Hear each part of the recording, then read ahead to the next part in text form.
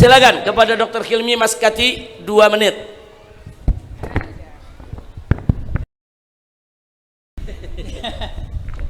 Berinisiatif, silakan.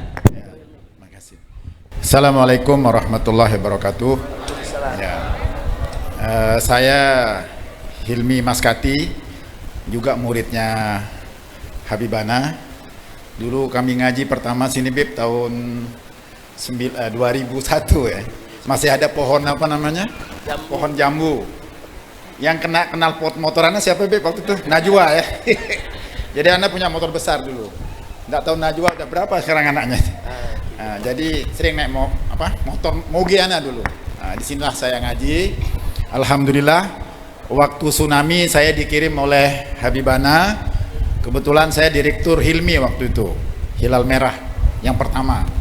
Dikirim tsunami tanggal 28 Desember 2004. Jadi 2 hari setelah tsunami kami sudah di sana bersama Allahyarham Matsuni ya. Matsuni sama Karel. Kita nggak bawa apa-apa, bawa bendera bendera FPI kita pacak semua di sana sama kaos. Jadi begitu hari kedua ketiga itu FPI udah ratusan. FPI asli cuma 3 Beb. FPI gadungan itu ada ratusan. Anak-anak Aceh kita suruh pakai baju FPI biar rame kelihatan kiri kanan. Alhamdulillah strategi itu Beb, dapatlah kita 10 truk ya Beb ya. 10 truk alhamdulillah. Tapi akibatnya saya nggak pulang-pulang. Dua kapal perang 2 menit. 2 kapal perang angkut Ya. laskar 1.200. Ini kalau kita kapal perang Beb, Anda mau ketawa aja sama ada satu guru kita. Jadi alhamdulillah dengan itu kita dapat banyak bantuan, terutama jasanya Ami Alwi Shihab ya, waktu itu Menko Kesra, dan satu lagi sahabat kita Allahyarham Joko Santoso. Waktu itu beliau adalah Wakasat Beb, kasatnya Pak Riyamizat. Pak Riyamizat ini luar biasa, sangat membela Habib. Waktu beliau jadi Pangkostrat, itu polisi mau nyerang sini, beliau pasang badannya Beb ya. Ini sedikitlah cerita. Beb, ini sudah 3 menit ini Beb. Lanjut, boleh lanjut? Tambah 2 menit lagi. Nah, ini baru kenalan diri. Oke.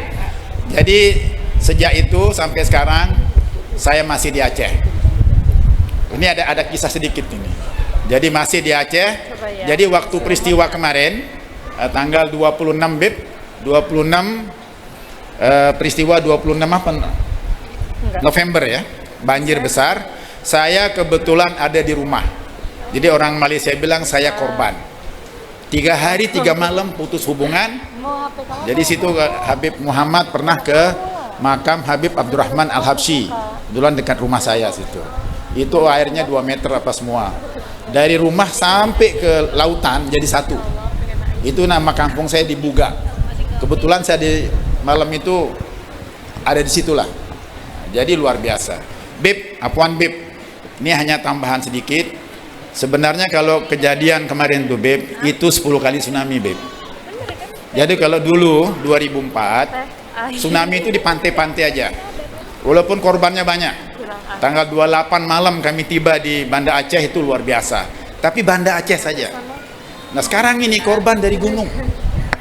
Korban tuh 1 juta lebih. Rumah habis apa semua. Jadi kalau dibilang ya maaf aja.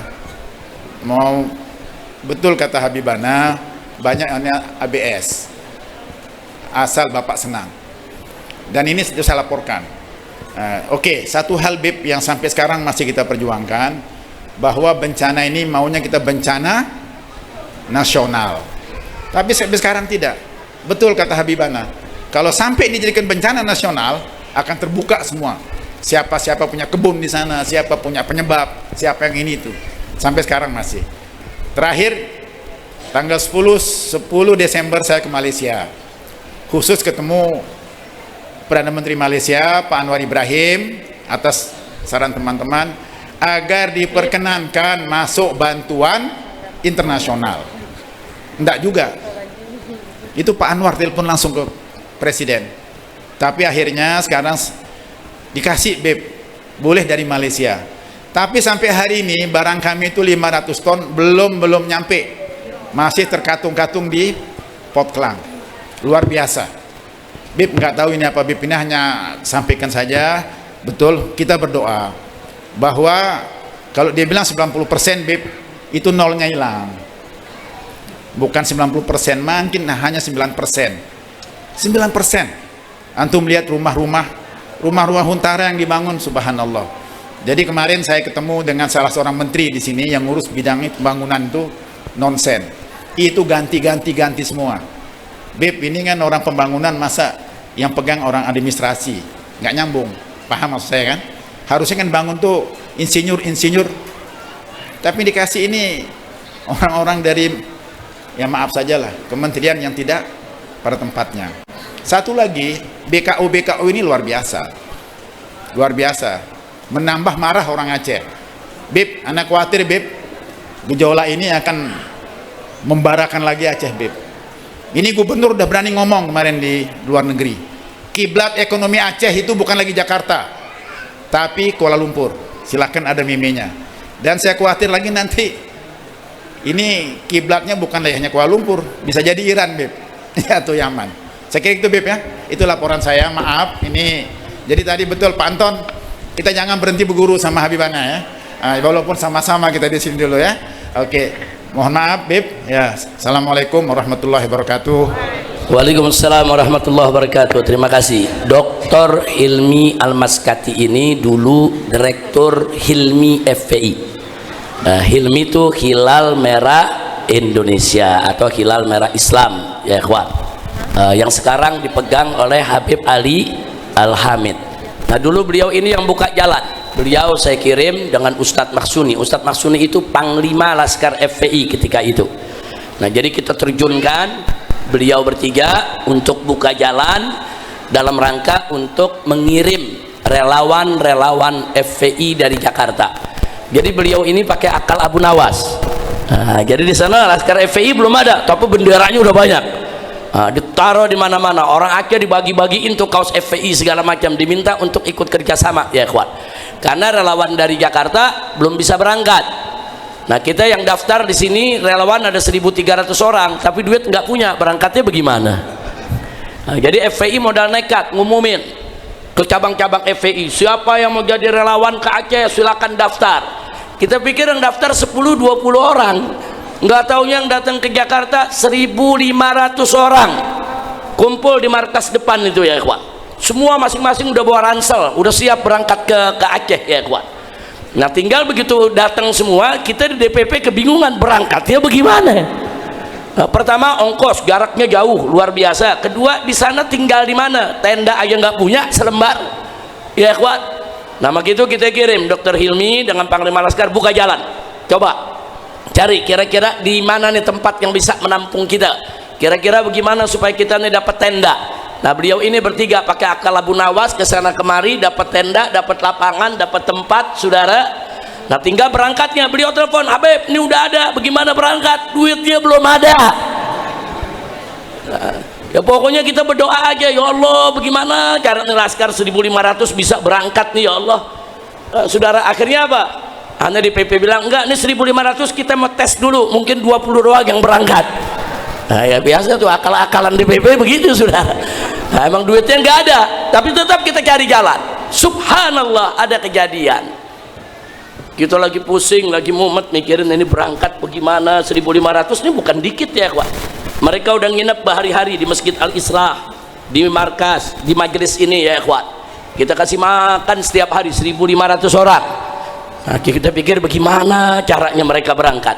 Subhanallah, sore begitu kita lagi lihat berita sore dari Metro TV, yang punya Metro TV nantang ya kawan, di TV dengan gagahnya dia mengatakan sekaligus angkuh, mana itu yang mau jihad ke Irak, yang mau jihad ke Palestina, kalau mau jihad itu ke Aceh, ayo saya udah siapin kapal terbang, saya udah siapin kapal laut, berapa yang mau berangkat, saya berangkatkan.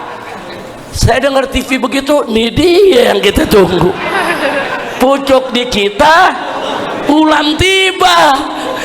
Begitu dia ngomong begitu, malam itu juga kita kumpulkan 1.300, besok kita berangkat ke Aceh, seneng 1.500 deh. Dari mana Beb? Metro TV. Rame-rame besok ke Metro TV ya kawan, rame-rame datang ke Metro TV ya kawan, minta diberangkatin, semua udah pada bawa ransel. udah siap berangkat. Akhirnya apa? Yang punya Metro TV lari ya kawan, lari. Dia bilang pokoknya sekarang, nah ini akhirnya ributlah di Metro TV. 1.500 orang datang ngegeruduk. Mereka bilang apa, kan semalam kan yang punya Metro bilang, katakan yang mau jihad ke Aceh, kita mau ke Aceh nih sekarang. Katanya udah ada kapal terbang, katanya udah ada kapal laut. Mana kapalnya?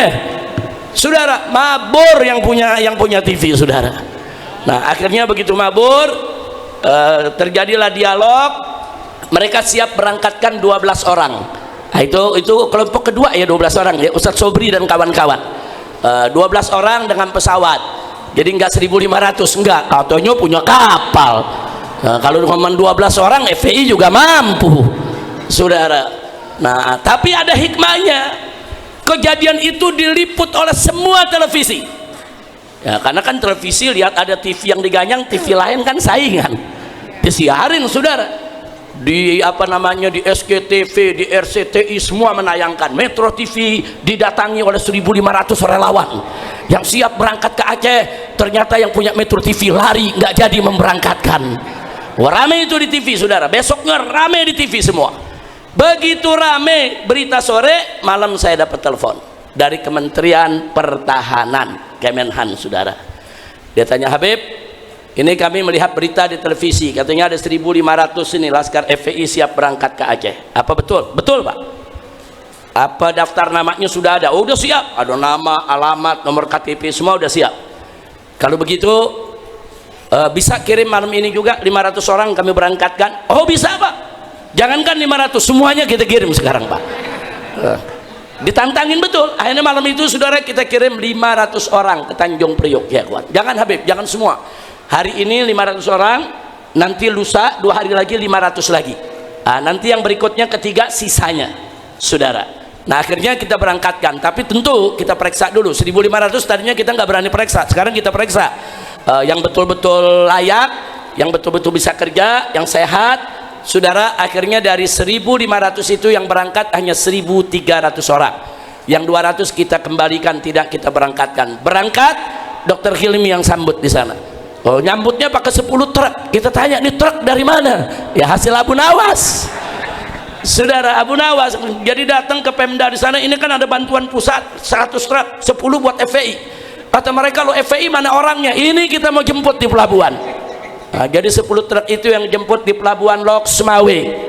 Nah, jadi alhamdulillah akhirnya 1.300 Laskar FPI bekerja, ditambah 300 pemuda Aceh yang menjadi relawan, sehingga total semua tetap 1.600 orang yang kerja selama 4 bulan pertama. Memang sejumlah itu, tapi kerja kita sampai 2 tahun. Nah 2 tahun sampai Dr. Hilmi dapat jodoh orang sono. Dapat jodoh orang sono dan sekarang tinggal di Aceh. Ini salah satu relawan yang nyangkut di Aceh. Alhamdulillah. Nah itulah sedikit cerita, gara-gara Dr. Hilmi sini cerita. Nah jadi kita perlu cerita. Nah saya mau tanya, tuh yang begitu-begitu pertolongan siapa tuh? Pertolongan siapa? Kita udah mumet 1.500 mau berangkat dari mana?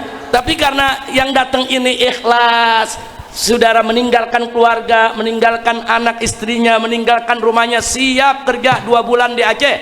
Karena keikhlasan mereka, karena kebersamaan, Allah buka jalan ya ikhwan. Dan bagaimana pulangnya? Pulangnya kan sedikit-sedikit, nggak sekaligus semua. Ya, setiap begitu masuk bulan ketiga, setiap minggu ada yang pulang tuh tiap hari. Pulang 5 hari, pulang 5 orang, pulang 7 orang, pulang 6 orang. Pulangnya semua pakai pesawat Hercules ya ikhwan.